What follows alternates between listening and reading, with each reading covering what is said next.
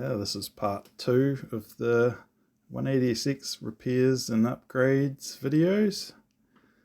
This stuff was filmed in late 2021 through 2022, and we got the new shed finished, and at this point the car was in a running state, but I'd just lost confidence in the old PowerFC ECU setup and with the timing and misfiring issues that I was having. So yeah, it was time to bite the bullet and go for a modern ECU and do some other upgrades and a few other chassis repairs that you'll see.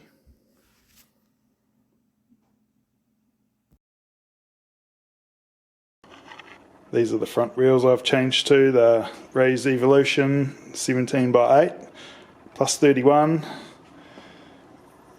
I've changed back to 8s just to get better clearance on the inside. So now I don't need to run a lock stop. It just gets full clearance lock to lock.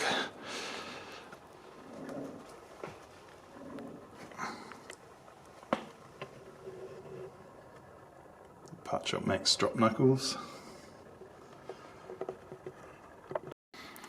So with the 9s on the front, with the old setup, I used to have to limit the steering lock and also notch out in the air, because that's where it used to grind on the trailing wheel.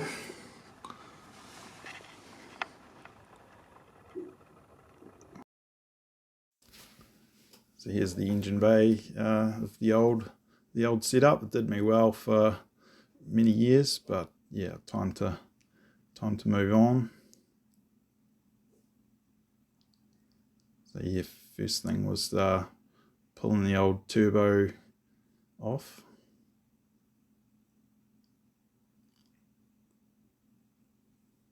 So yeah, here's the turbo setup. Factory cast manifold, a Tomei M7692 bolt-on turbo.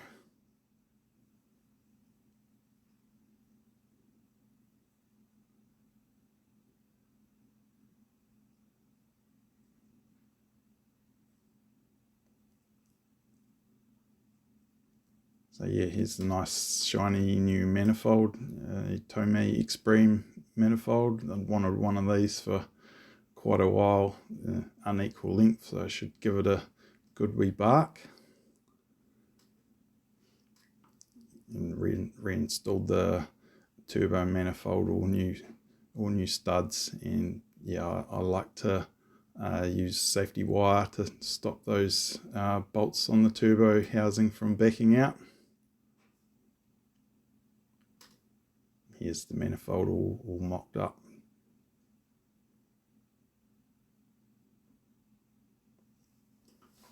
To help the manifold survive, I've modified the front pipe so that it sits up nice and high. The exhaust sits a good 1.5 cm above the chassis rails, so that to help stop the manifold from cracking, and added a flexi after the exhaust mount. You can see I'd used the hammer to make a nice clearance in the floor there for the exhaust. Subframe out at the moment. Doing the dreaded subframe bushes. Absolute prick of a job. Did the drill out and cut a slit in the shells and hammered them out with a chisel.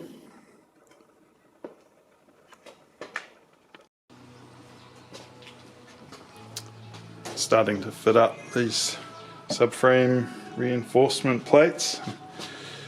I'm not sure if this is on all S13s, but maybe it's on the late model Type X ones. There's already a reinforcement plate spot welded there for the diff, and it means that the diff cover breaks, but doesn't really sit on properly. Leave a gap there, so I'll try and drill out the spot welds and make it all nice and flat so that that plate can be welded on all in one piece.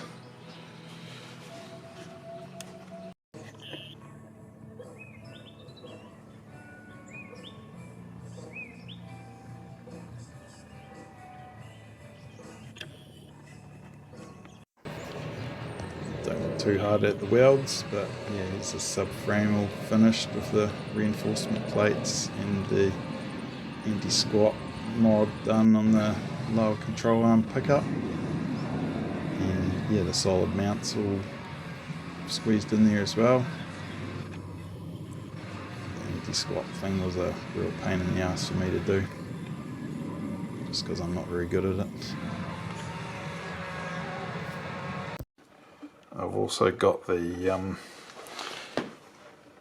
chassis reinforcement gktech thing, which is supposed to be a bolt-in, but when you see the condition of my chassis rail, it's horrendously bent and broken, and that bit's all ripped off anyway, so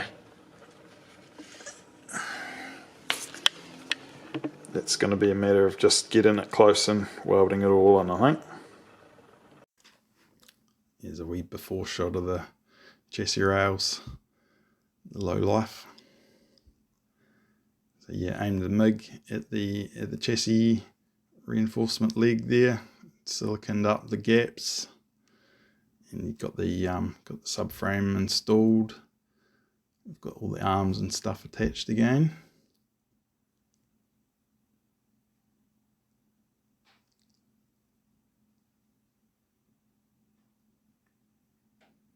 Pretty basic setup, just normal straight arms and the Part Max drop knuckles there, and just change back to a stock sway bar. I used to run a heavy duty white line one, and yeah, the next thing to repair was the radiator support panel. The car had previously had an accident many years ago, and the repair involved a few spot welds, and they'd all broken free, and the whole thing was moving around, and it actually cracked the caster rod brackets. So yeah, pull everything off and try and straighten it up a wee bit and aim the MIG at it.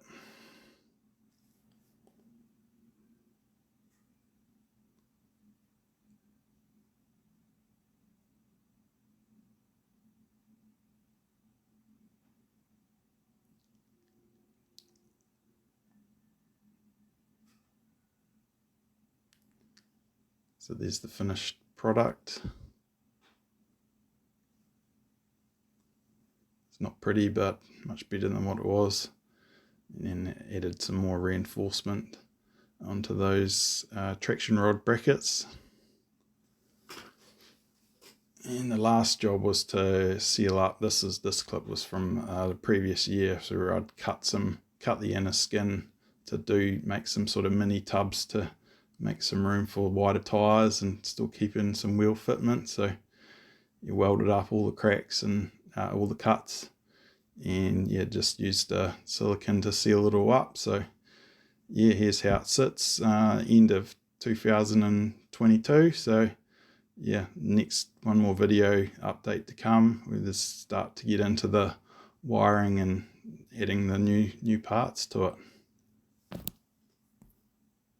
Cheers for watching.